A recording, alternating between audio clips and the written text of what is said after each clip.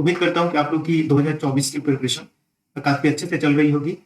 अगर मैं सिलेबस की बात करूँ तो ये कंप्लीट करने के लिए प्रीलिम्स और मेंस दोनों कंप्लीट करने के लिए करीबन अब आपके पास 3.5 महीने का समय है। आज मैं वीडियो जो रिकॉर्ड कर रहा हूँ ये है 9 दिसंबर 2023। ओके। मई में आपका एग्जाम है तो अप्रैल और मई का महीना तो आपका फिक्स रहेगा कि आपको रिवीजन करना है। तो आपके पास तैयारी करने की जो समय है दिसंबर में करीब आधा दिन बाकी है और उसके बाद जनवरी फरवरी एंड मार्च। ओके, तो यानी कि करीब 3.5 महीना ही है जिसमें आपको तैयारी कर लेनी है। अगर इसमें कुछ भी अधूरा रह जाता है तो या तो आपका प्रीलिम्स में नहीं होगा, लेकिन अगर प्रीलिम्स में हो भी जाता है बाई लक तो कहीं ना कहीं आपका मेंस में नहीं होगा।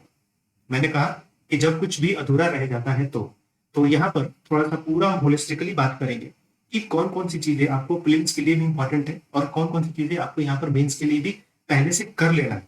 ये ध्यान में रखिएगा, प्री के बाद मेंस की तैयारी नहीं होती है। वो उतना समय 3 महीने नहीं मिलता। आपके पास 4 जीएस के पेपर होते हैं, आपके पास एसी पेपर होता है, 2 ऑप्शनल पेपर होता है। ओके, उसके बाद फिर लिटरेचर का एक लैंग्वेज का पेपर होता है। तो उतना यहाँ पे समय नहीं होता। इसको थोड़ा सा हम होलिस्टिकली तरीके से देख लेते हैं कि कौन कौन सी चीजें हैं जो यहाँ पर आपको थोड़ा सा ध्यान में रखने वाली बात है। तो हम बात कर रहे हैं कि यहाँ पर दो, अब जैसे अगर हम पेपर वाइज बात करें तो दो चीजें यहाँ पे निकल के सामने आती है। पेपर वाइज बात करें तो दो चीजें हैं, एक है हमारा यहाँ पर प्रीलिम्स का बात है और दूसरा जो है यहाँ पर हमारा मेंस की बात है। ठीक है, तो अगर हम प्रीलिम्स की बात कर रहे हैं तो यहाँ पे दो पेपर आ जाते हैं, एक हमारा जाता है जीएस का पेपर और एक दूसरा पेपर आ जाता है यहाँ पर सीसेट का। ध्यान रखिएगा, यहाँ पर कुछ इंपॉर्टेंट चीजें मैं बता रहा हूँ। अगर जीएस पेपर 1 जो है ना, यानी कि जो पहला पेपर होता है, इसमें आपको 100 क्वेश्चंस मिलते हैं। टोटल 200 मार्क्स का होता है, यानी कि एक क्वेश्चन जो होता है वो 2 मार्क्स का होता है। ओके, और वहीं सीसेट की अगर बात करें तो सीसेट में जो एक क्वेश्चन होता है वो आपको 2.5 नंबर का मिलता है। ठीक है, इसमें सीसेट जो होता है क्वालिफाइंग होता है, आपको कितना सही करना है। आपको अगर क्वेश्चंस की बात की जाए तो सीसेट में करीब 27 क्वेश्चन अगर आपके सही हो जाते हैं, सही सही सब कुछ काट पीट के 27 अगर सही आते हैं तो आपका सीसेट क्वालिफाई हो जाएगा। जीएस की अगर बात करें तो जीएस में मेरिट बनती है, आपको पता है। ओके, यानी कि जीएस को कंसीडर किया जाता है, यहाँ पर कट ऑफ निकलता है। कहने का मतलब ये हो, मेरिट इन द सेंस ऐसा नहीं कि फाइनल सिलेक्शन में नहीं, लेकिन कट ऑफ जो तैयार मेंस लिखने के लिए ये पेपर आपका निकलना जरूरी है और उस कट ऑफ में भी आना जरूरी है। तो जीएस पेपर में जो कट ऑफ होता है ना, अभी फिलहाल की बात करें तो ये 90 के आसपास घूमता रहता है। ठीक है, फिलहाल 90 के आसपास ये घूम रहा है। हाँ, एक समय ये भी था जब आपको 110 मार्क्स आते थे, 115 मार्क्स भी आते थे, लेकिन फिलहाल अभी 90 के आसपास में ये घूम रहा है। यानी कि पेपर जो है वो पहले से काफी डायनामिक हो गया है और काफी थोड़ा सा टफ के साइड में पेपर जा रहा है। कटअप से ही पता चलता है, जब 110, 115, 120 कटअप जाता था तो इसका मतलब उस समय पेपर काफी इजी था। लेकिन अब ये सिचुएशन नहीं है, अब ये थोड़ा सा टफ होते जा रहे हैं हर साल धीरे धीरे। इस वजह से क्या है कि आपका कटअप जो है ना वो धीरे धीरे डिक्लाइन कर रहा है। लेकिन इसमें कोई समस्या तो है नहीं, अगर पेपर आसान भी आएगा तो भी हम वहां पे करके आएंगे, अगर पेपर टफ आता है तो भी हम करके आएंगे। तो फर्क क्या होता है, बस पेपर आसान होगा तो थोड़ा सा कटअप ज्यादा जाएगा, कोई दिक्कत नहीं है, फिर भी हम करके आते हैं। अगर कम जाता है या पेपर टफ आता है तो भी हम करके आएंगे। ओके, अब देखिए, अब कुछ स्टूडेंट ऐसे होते हैं ना, खास करके कितने करीब 95% स्टूडेंट ऐसे होते हैं जो प्रीलिम्स का एग्जाम देने के बाद जब वो बाहर निकलेंगे ना तो फिर वो क्या करते हैं, यूपीएससी को गाली देने स्टार्ट करते हैं। कारण कि इस यूपीएससी ने इस बार ऐसे कर दिया, वो पैटर्न चेंज कर दिया, यहाँ से ज्यादा पूछ दिया, उसको डायनामिक कर दिया। ओके, उसने फिर वो ये सोचते हैं कि अब मैंने जो जहां से पढ़ा है वहां से नहीं आया हुआ, किसी दूसरे बुक से आया हुआ है। बेकार की बात है। ऑन एन एवरेज जिस सोर्स से आप पढ़ते हैं उसी सोर्स से सभी पढ़ते हैं। ठीक है, लेकिन उनका सिलेक्शन होता है। अब देखिए, अब आप एक नॉर्मल क्लासरूम की बात कीजिए, जब हम छोटे बच्चे थे तो एक क्लास में पढ़ते थे। अब एक ही क्लास में सेम सब्जेक्ट को हम सेम टीचर पढ़ाने वाला होता है, तो अब उसी क्लास में क्या होता है कि एक बच्चा कोई फर्स्ट भी आता है और कोई एक बच्चा जो होता है वो फेल भी हो जाता है। तो वो कारण क्या था, वो कंटेंट कारण ही नहीं है ना, क्योंकि सेम टीचर पढ़ा रहा है और सेम कंटेंट सबको पढ़ा रहा है, लेकिन फिर भी एक फर्स्ट आ रहा है और एक फेल हो जा रहा है। कारण क्या है, ग्रेस्पिंग। ठीक है, या फिर वो प्रोसेस जिसको हमको फॉलो करना है। तो यूपीएससी में भी ऐसा ही होता है। आप जिस बुक से हिस्ट्री पढ़ रहे हैं, पॉलिटी पढ़ रहे हैं, ज्योग्राफी है, इकोनॉमी है, करंट अफेयर्स है, वट एवर, ठीक है, आप जिस सोर्स से पढ़ रहे हैं ना, लगभग सभी के सभी उसी सोर्स से पढ़ते हैं और कोई नया सोर्स यहाँ पे पैदा नहीं हो जाता उनके लिए, या उनके लिए कोई नई सोर्स छपते नहीं आती है। लेकिन फिर भी किसी का सिलेक्शन होता है और किसी का नहीं होता है, यानी कि 98% बच्चे जो होते हैं वो फेल हो जाते हैं। यूपीएससी में सिलेक्शन का जो रेशियो है ना वो मात्र 2% के ही आसपास है, यानी कि 100 में से दो बच्चे का सिलेक्शन होता है, तो यानी कि 98% जो होते हैं फेल हो जाते हैं। अब 98% में से पूरे के पूरे ऐसे नहीं होते जिन्होंने पढ़ाई नहीं की है। जो 95% कैटेगरी होती है ना, ये वो बच्चे होते हैं जो यूपीएससी के स्टैंडर्ड के अकॉर्डिंग पढ़ के नहीं जाते। यूपीएससी के स्टैंडर्ड के अकॉर्डिंग वो पढ़ के नहीं जाते हैं, उनकी जनसंख्या क्या है 95% होती है, और यही 95% प्रीलिम्स का एग्जाम देने के बाद यूपीएससी को गाली देते हैं। वो 10 साल तैयारी करेंगे, सारा अटेम्प्ट जाएगा, सारा एज जाएगा, और लास्ट में कुछ मिलेगा नहीं। और यूपीएससी हो या कोई भी सिविल सर्विस हो, स्टेट की भी, ये सब ऐसे एग्जाम्स होते हैं ना कि अगर इसमें आपका नहीं हुआ, पूरा एज चला गया, पूरा अटेम्प्ट चला गया ना, तो बहुत ज्यादा फिर स्कोप नहीं होता। अगर यूपीएससी की ही बात कर लें तो यूपीएससी में जनरल कैटेगरी की अगर बात करें तो 32 ईयर्स तक आप एग्जाम दे सकते हैं। पीसीएस वगैरह की बात करें तो बहुत सारे पीसीएस में आपको 40 के आसपास में या 37 के आसपास में ईयर्स होता है। तो आप खुद सोचिए, अगर 32 साल के हो गए या 40 ईयर्स के हो गए तो आप आधा आपकी जीवन खत्म हो चुका है। उसके बाद बहुत ज्यादा आपके पास अपॉर्चुनिटी बचता नहीं है कुछ करने के लिए, नौकरी तो भूल जाइए, क्योंकि अब इस एज के बाद नौकरी लेना बहुत लिमिटेड हो जाता है, बहुत ही लिमिटेड हो जाता है, और शायद उसके बाद आपको ना मिले। तो कोई प्राइवेट काम रोजगार वही चीज आपके लिए कुछ बचता है। फेलर रेट कितना है, 98% बच्चे जो होते हैं वो फेल होते हैं, और इसमें से मैक्सिमम बच्चे जो होते हैं जिनका या तो एज जाता है या फिर पूरा का पूरा उनका अटेम्प्ट चला जाता है। तो 32-40 के एज के बाद आपके पास फिर कुछ करने के लिए ज्यादा ऑप्शन नहीं रहते। 2-3 अगर आपने अटेम्प्ट दिया हुआ तो आपको पता है कि आप कहाँ गलती कर रहे हैं, लेकिन समस्या ये है ना कि बहुत सारे स्टूडेंट फिर भी उस चीज को सुधारने में नहीं लगते, सुधारना ही नहीं चाहते उसको। समस्या यहाँ पे आती है। अब मैं आपको यहाँ पर बात करता हूँ कि कैसे कैसे क्वेश्चन को थोड़ा सा अटेम्प्ट यहाँ पे करना है। ठीक है, चलिए इसको हम थोड़ा सा देख लेते हैं। जैसे मैंने कहा कि जीएस पेपर 1 यानी कि प्रीलिम्स की बात कर रहा हूँ, इसमें क्या होता है कि आपको कितना क्वेश्चन सही करना है। आपको उतना क्वेश्चन सही करना है कि आपको 90 टू 100 के बीच में क्वेश्चन, मतलब कि आपके मार्क्स आ जाए, यानी कि करीबन करीबन 50% आपको क्वेश्चन सही होना चाहिए पूरा काट पीट के, यानी कि सब एडजस्ट करके जो भी आपकी नेगेटिव चीजें है ना उसको भी एडजस्ट यहाँ पे एडजस्ट करके करीब 50% के आसपास आपका रहना चाहिए सही। लेकिन एग्जैक्टली अगर बात करें तो कितना हमें आता है क्वेश्चन, 30 टू 35% आपको सही सही आता होगा मैक्सिमम, 35% से ज्यादा आपको नहीं आएगा। यानी कि 100 में से मात्र 35 क्वेश्चन ही ऐसे होते हैं जिसका आंसर आपको सही में पता होता है। ये मैक्सिमम है, 35 मैक्सिमम है। तो क्या 35 पे कट ऑफ निकल जाएगा? नहीं। अगर 35 से करके आते हैं तो कितना होगा, मात्र 70 मार्क्स ही, 70 मार्क्स का सिलेक्शन नहीं होगा, क्योंकि कट ऑफ अभी 90 के आसपास में रह रहा है। यानी कि कभी इससे और आपको प्लस में जाके करीब 20 टू 25 आपको मार्क्स लाना होगा, 20 टू 25 और प्लस मार्क्स लाना होगा। अब वो कहाँ से आएगा? वो क्वेश्चंस वैसे होते हैं जिनके बारे में आपको पूरी जानकारी नहीं होती है, लेकिन कुछ गेस वर्क, कौन सा गेस, कैलकुलेटेड गेस, जिसके बारे में थोड़ा बहुत आप जानते हैं, कुछ कॉमन सेंस का यूज करते हैं और फिर उसको आप करते हैं। वो 20 से 25 क्वेश्चंस होते हैं। ठीक है, तो अगर ये 25% 25 को अगर हम जोड़ दें इसमें तो ये कितना हो जाएगा, ये करीब आपको हो जाता है 60 क्वेश्चन, ये हो जाता है आपको 60 क्वेश्चन। ठीक है, अब 60 में क्या एक्यूरेसी आपकी उतनी बेहतर रहेगी, क्योंकि ये जो 25 क्वेश्चन है ना यहाँ पे लिखा हुआ, 25 को 25 सही नहीं हो सकता। इवन ये 35% ये जो बात कर रहे हैं ना, इसमें भी अगर सबका सब आपको आता है तो इसमें भी 2-3 गलत होने की पॉसिबिलिटी बनी होगी। ठीक, तो अगर इसमें भी कुछ गलत हो जाए, इसमें भी गलत हो जाए, तो फिर आप डेंजर जोन में आते हैं। तो इस वजह से हमें कुछ और एक्स्ट्रा क्वेश्चंस को करना पड़ता है। ठीक, और वो भी क्वेश्चन जो होता है ना कंप्लीटली गेस वर्क नहीं होता है, कैलकुलेटेड रिस्क होता है, एजुकेटेड गेस जिसको कहते हैं वो वही होता है। यानी कि कुल मिला के अगर हम बात करें तो कहीं ना कहीं हमें कितना क्वेश्चन करना है, 80 से 90 क्वेश्चन हमें बना के आना है, तभी हम कट ऑफ को पार कर पाएंगे। आपने देखा होगा कि जीएस पेपर 1 में ना कुछ बच्चों का 125 मार्क्स होता है, लेकिन वो फेल कर जाते हैं। कहाँ पे? सीसेट में। सीसेट में वो क्या हो जाते हैं, वो फेल हो जाते हैं, सीसेट क्वालिफाई नहीं कर पाते। आपको क्या करना है यहाँ पर इन दोनों में बैलेंस लेके रखना है कि जीएस अगर मेरा फर्स्ट पेपर में 90 के आसपास में आ रहा है तो ठीक है, सीसेट में भी मैं 70 के आसपास में रहूं तो मेरा दोनों में क्वालिफाई हो जाए। लेकिन अगर आप जीएस में ही 120-25 लेके आएंगे और सीसेट में फेल हो जाएंगे तो फिर क्या होगा, और ये ज्यादातर होता है। इवन अगर आप कभी सिलेक्टेड पर्सन की कॉपी देखिएगा ना, इनका जो मार्क्स देखिएगा, तो जीएस पेपर 1 में बहुत ज्यादा उनका मार्क्स नहीं रहता है, एकदम वो कट ऑफ के आसपास में रहते हैं, एकदम कट ऑफ के आसपास ही रहते हैं।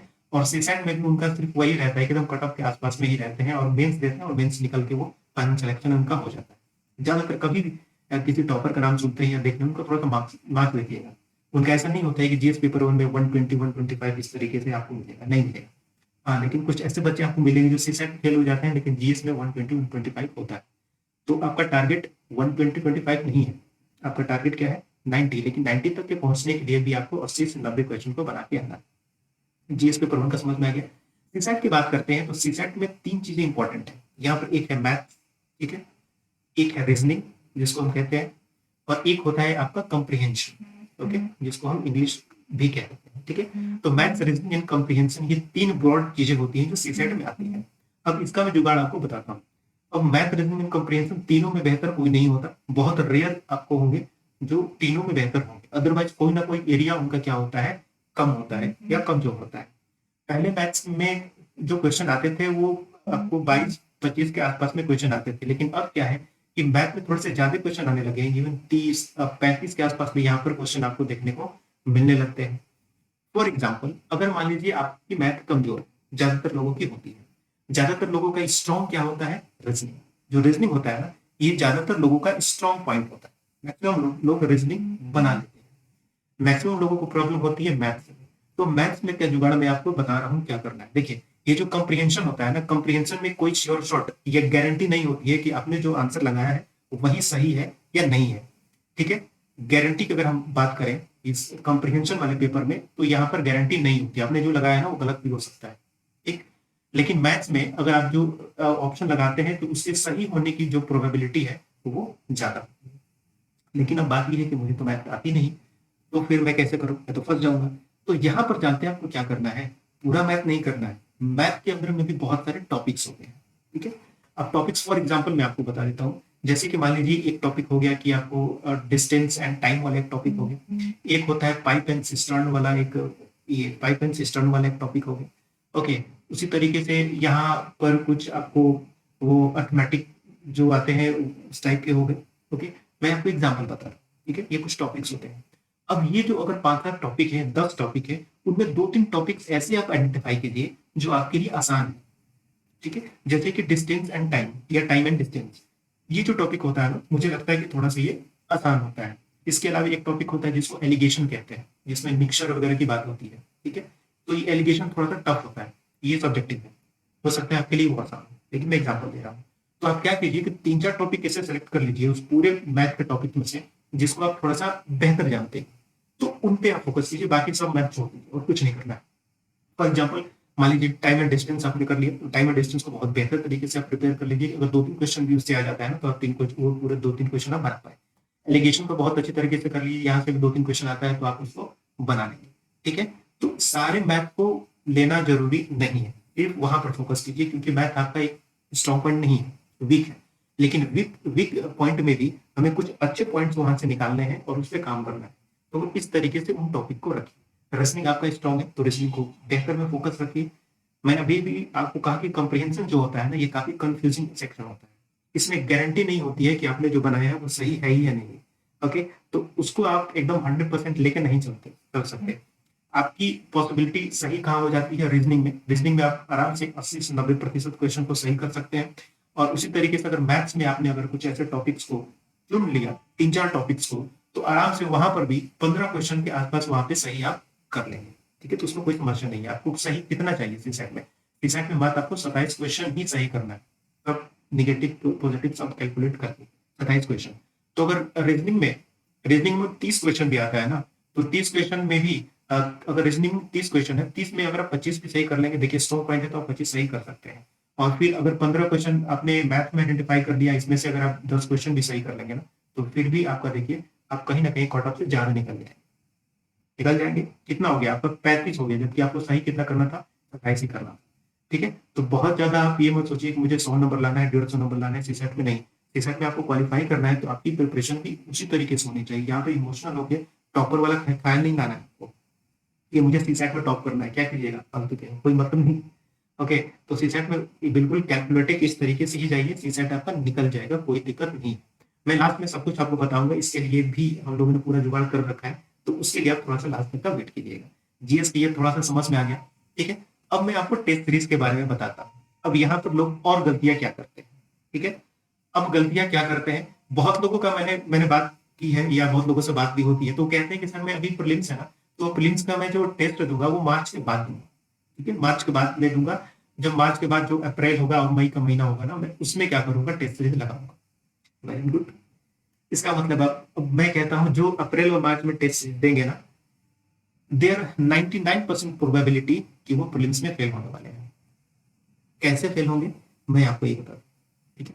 अब देखिए, कोई भी अगर आप बुक पढ़ते हैं, ठीक है, मान लीजिए आपने एंशियंट बुक पढ़ा, एंशियंट हिस्ट्री की बुक पढ़ी, कोई भी बुक उठा लीजिए, एनसीईआरटी से पढ़ते हो या तमिलनाडु बोर्ड की बुक से पढ़ते हो, ज्यादातर लोग इन्हीं दो सोर्सों को फॉलो करते हैं। ठीक है, अब वहां से अगर आपने एंशियंट हिस्ट्री पढ़े है, वहां से नोट वगैरह अपने नोट्स वगैरह बना हुआ लिया है, तो किसी भी सोर्स में जो कंटेंट होता है ना वो लिमिटेड ही होता है। ठीक है, वो बहुत ज्यादा उसमें इंफॉर्मेशन नहीं होता। अब जब आप टेस्ट सीरीज करते हैं ना, तो जब आप टेस्ट सीरीज करते हैं तो टेस्ट सीरीज में बहुत सारे ऐसे टेस्ट होते हैं या बहुत सारे ऐसे नए इंफॉर्मेशन आते हैं जो इंफॉर्मेशन आपको उस एंशियंट हिस्ट्री के बुक में नहीं मिली थी। तो जब उस एंशियंट हिस्ट्री की बुक में नहीं थी तो आपके नोट्स में भी वो नहीं था, नहीं था। क्लियर? इसका मतलब क्या है, नया इंफॉर्मेशन आपको जो मिला। ये तो मैं बस एक एग्जांपल दे रहा हूँ। इस तरीके से ancient history, medieval history, modern history, geography, polity, okay, economy and उसके अलावा बहुत सारे टॉपिक। ठीक, तो जब ऐसे ऐसे इन सारे टॉपिक्स आप करते जाइएगा तो इतने सारे आपको न्यू इंफॉर्मेशन मिलते जाएंगे। अब उन न्यू इंफॉर्मेशन को क्या करना है, आपको अपने नोट्स में ऐड करना है और फिर उनको अगेन प्रिपेयर करना है। लुक, अगर आप अप्रैल और मई में ये तैयारी करेंगे ना, तो अप्रैल मई में आप क्या कर रहे हैं कि नया इंफॉर्मेशन लेने की कोशिश कर रहे हैं। अब उतना ज्यादा मगअप हो जाएगा इतने सारे सब्जेक्ट में कि फिर वो ना आपका टेस्ट सीरीज पूरा होगा और ना आपका नोट्स पे तैयार होगा और ना आप उसका रिविजन कर जाइए। 99% चांसेस या प्रीलिम्स को फेल करने वाले हैं। इवन अगर आपका प्रिपरेशन अभी तक ठीक ठाक भी चल रहा था तो भी आप फेल करने वाले हैं। फिर बेसिक वाली थी, गलत अप्रोच है। अब यही चीज अगर आपने अभी स्टार्ट कर दिया, मान लीजिए कि सितंबर अक्टूबर में आपने स्टार्ट कर दिया, दिसंबर का महीना, दिसंबर में भी स्टार्ट कर सकते हैं। हम लोग की भी टेस्ट सीरीज है, पर्सनल हम लोग 1-to-1 मेंटरशिप भी देते हैं उस टेस्ट सीरीज में। तो अगर मान लीजिए कि अभी आपने मान लीजिए दिसंबर में ही स्टार्ट कर लिया, दिसंबर में अगर एंशियंट हिस्ट्री आपने स्टार्ट किया, ठीक है, इसका अगर टेस्ट देंगे तो उस टेस्ट में जो भी न्यू इन्फॉर्मेशन आएगा अपने आप नोट्स में ऐड कर लेंगे। तो अभी आपके पास उस नोट्स को प्रिपेयर करने का वक्त होगा, उस नोट्स को रिवाइज करने का वक्त होगा। तो फिर क्या अप्रैल मई के महीने में उसको फिर नई इन्फॉर्मेशन की जरूरत पड़ेगी? नहीं, सारी इन्फॉर्मेशन तो पहले आपने ले लिया, आपके नोट्स में आ गया। आपको क्या करना है, रिवाइज ही करना है और ज्यादा से ज्यादा टेस्ट देना है, क्योंकि नई इन्फॉर्मेशन एक दो टेस्ट से आपका आ गया था। अब अनलिमिटेड इन्फॉर्मेशन थोड़ी ना रहेगा। आपने एंशियंट हिस्ट्री पे अगर 2 टेस्ट दे लिया ना, कम से कम 2 टेस्ट, तो जितना इन्फॉर्मेशन आ रहा था ना, नया इन्फॉर्मेशन सब कुछ आपके पास आ गया है। इसके बाद अगर हम एंशियंट हिस्ट्री का टेस्ट लेंगे ना, तो नया वहां पे कुछ नहीं मिलने वाला है, लगभग ना के बराबर। एक दो नया मिल गया तो दिस इज नथिंग, अदरवाइज आप सब पढ़ा हुआ आपको मिलेगा। तो वहां पे कॉन्फिडेंस आएगा, समय आपके पास रहेगा और एग्जाम के लिए आप तैयारी करेंगे। इसी वजह से जब भी आप तैयारी शुरू करते हैं ना, टेस्ट सीरीज उस समय से ही जरूरी होती है। लेकिन आप लोग नहीं मानेंगे, मैं जानता हूं, क्योंकि ये काम मैं सालों से कर रहा हूं और मैं जानता हूं कि स्टूडेंट्स क्या होता है ना, वो आईएएस बनना चाहता है, उसमें कोई दिक्कत नहीं, वो चाहता है कि मैं आईएएस बन जाए, लेकिन ये सिर्फ सपना ही देखता है। उसको इससे मतलब नहीं होता है कि सपने को साकार करने के लिए कोई काम भी करना होता है, उसको ज्यादा इससे कोई मतलब नहीं होता। तो मुझे पता है, ये देखने के बावजूद भी आप लोगों में से मैक्सिमम लोग, अगेन 99% लोग क्या करेंगे, इसको इग्नोर ही करेंगे। ओके, अभी भी वो कहेंगे कि मैं मार्च के बाद ही वो करूंगा। ठीक है, तो उनके लिए ये होता है कि परफेक्शन लेवल वो खोजते हैं। यूपीएससी की तैयारी में परफेक्शन लेवल कभी नहीं होता। ओके, ये शुरू से करना जरूरी है। मैंने प्रीलिम्स पे बता दिया। ठीक, अब आते हैं थोड़ा सा हम मेंस पे। अब मेंस में क्या होता है, मेंस में होता है एक पेपर आपका होता है ऐसे, ठीक है। इसके बाद जीएस के आपको 4 पेपर होते हैं, यहाँ पे जीएस के 4 पेपर होते हैं। और थर्ड अगर हम बात करें तो वो होता है क्या है, आपका ऑप्शन। तो ऑप्शनल में भी 2 पेपर आपको होते हैं, ठीक है। ऐसे कितने मार्क्स का है, 250 मार्क्स का ऐसे है। बाकी जीएस का हर पेपर भी 250 मार्क्स का यहाँ पे है। ऑप्शनल की बात करें तो ये आपको 500 मार्क्स का होता है, यानी कि 250 का 2 पेपर आपका होता है। अब देखिए यहाँ पे मतलब कि ट्विस्ट क्या है, जीएस पेपर 1, जीएस पेपर 2 और जीएस पेपर 3 ये अगर बात की जाए ना, तो इसमें जो मार्क्स होते हैं उसमें बहुत ज्यादा फ्लक्चुएशन नहीं होता है।